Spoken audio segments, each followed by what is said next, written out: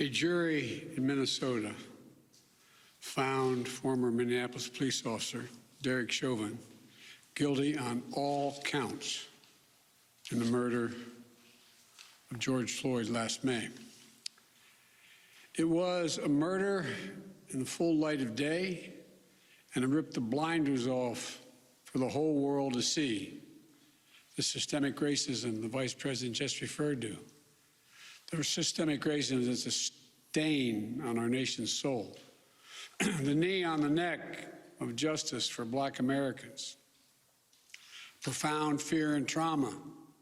The pain, the exhaustion that Black and brown Americans experience every single day. The murder of George Floyd launched a summer of protest we hadn't seen since the civil rights era in the 60s. Protests that unified people of every race and generation in peace and with purpose to say enough, enough, enough of this senseless killings. Today's verdict is a step forward. I just spoke with the governor of Minnesota, who thanked me for the close work with his team. I also spoke with George Floyd's family again. A remarkable family of extraordinary courage. Nothing can ever bring their brother, their father back. But this can be a giant step forward in the march toward justice in America. Let's also be clear that such a verdict is also much too rare. For so many people, it seems like it took a unique and extraordinary convergence of factors. A brave young woman with a smartphone camera, a crowd that was traumatized witnesses, a murder that lasts almost 10 minutes in broad daylight for ultimately the whole world to see. Officers standing up and testifying against a fellow officer instead of just closing ranks, which should be commended. A jury who heard the evidence, carried out their civic duty in the midst of an extraordinary moment, under extraordinary pressure. For so many, it feels like it took all of that for the judicial system to deliver a just basic accountability. We saw how traumatic and exhausting just watching the trial was for so many people. Think about it, those of you who are listening. Think about how traumatic it was for you. You weren't there. You didn't know any of the people. But it was difficult, especially for the witnesses who had to relive that day. It's a trauma. On top of the fear so many people of color live with every day when they go to sleep at night and pray for the safety of themselves and their loved ones. Again, as we saw in this trial from the fellow police officers who testified, most men and women who wear the badge serve their communities honorably. But those few who fail to meet that standard must be held accountable, and they were today. One was. No one should be above the law. And today's verdict sends that message. But it's not enough. We can't stop here. In order to deliver real change and reform, we can and we must do more to reduce the likelihood that tragedies like this will ever happen and occur again. To ensure that Black and brown people, or anyone, so they don't fear the interactions with law enforcement, that they don't have to wake up knowing that they can lose their very life in the course of just living their life. They don't have to worry about whether their sons or daughters will come home after a grocery store run, or just walking down the street, or driving their car, or playing in the park, or just sleeping at home. And this takes acknowledging and confronting head-on systemic racism and the racial disparities that exist in policing and in our criminal justice system more broadly.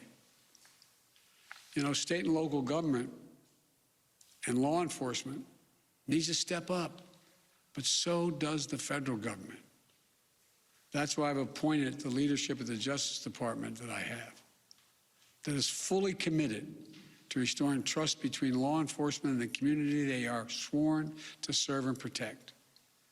I have complete confidence in the Attorney General, General Garland's leadership and commitment. I've also nominated two key Justice Department nominees, Vanita Gupta and Kristen Clark, who are eminently qualified, highly respected lawyers who have spent their entire careers fighting to advance racial equity and justice. Vanita and Kristen have the experience and the skill necessary to advance our administration's priorities to root out unconstitutional policing and reform our criminal justice system, and they deserve to be confirmed. We also need Congress to act. George Floyd was murdered almost a year ago. There's meaningful police reform legislation in his name. You just heard the Vice President speak of it. She helped write it. Legislation to tackle systemic misconduct in police departments, to restore trust between law enforcement and the people they're entrusted to serve and protect. But it shouldn't take a whole year to get this done. In my conversations with the Floyd family, I spoke with them again today, I assure them we're going to continue to fight for the passage of the George Floyd Justice and Policing Act so I can sign it into law as quickly as possible. There's more to do. Finally, it's the work we do every day to change hearts and minds as well as laws and policies. That's the work we have to do. Only then will full justice and full equality be delivered to all Americans. And that's what I just discussed with the Floyd family. The guilty verdict does not bring back George. But through the family's pain, they're finding purpose. So George's legacy will not be just about his death, but about what we must do in his memory. I also spoke to Gianna, George's young daughter again. When I met her last year, I've said this before, at George's funeral, I told her how brave I thought she was. And I sort of knelt down to hold her hand. I said, Daddy's looking down on you. He's so proud. She said to me then, I'll never forget it, Daddy changed the world. I told her this afternoon, Daddy did change the world. Let that be his legacy, a legacy of peace, not violence, of justice. Peaceful expression of that legacy are inevitable and appropriate, but violent protest is not. And there are those who will seek to exploit the raw emotions of the moment, agitators and extremists who have no interest in social justice, who seek to carry out violence, destroy property, fan the flames of hate and division, who do everything in their power to stop this country's march toward racial justice. We can't let them succeed. This is a time for this country to come together, to unite as Americans.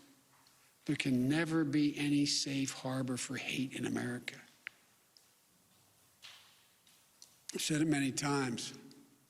The battle for soul of this nation has been a constant push and pull for more than 240 years. A tug of war between the American ideal that we're all created equal and the harsh reality that racism has long torn us apart.